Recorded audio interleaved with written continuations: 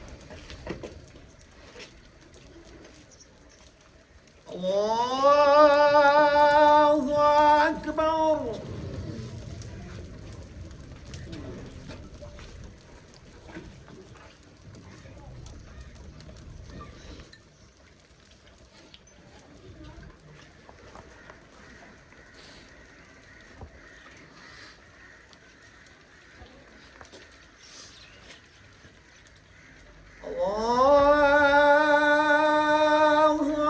Akbar.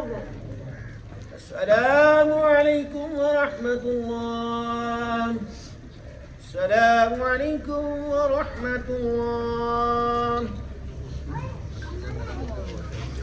सारे मरीजों ने बाद में इस्तेमाल इंशाल्लाह ताला दुआ हो जाएगी। सारे मरीज ना अगर बिशरा से लंबे रोक रखो है मैं ਜਿਹੜੀ ਹੈ ਨਾ ਉਹਨੂੰ ਸਾਈਡ ਤੇ ਕਰ ਲਓ। ਇਹ ਸਾਰੇ ਸਭ ਜਿਹੜੀਆਂ ਨਾ ਸਾਹਮਣੇ ਰੱਖੋ।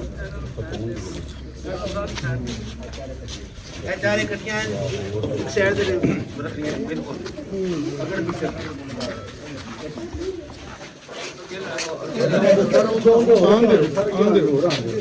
बस ठीक है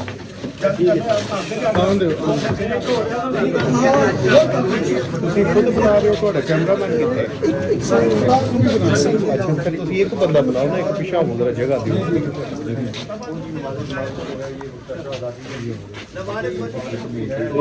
भेजो ना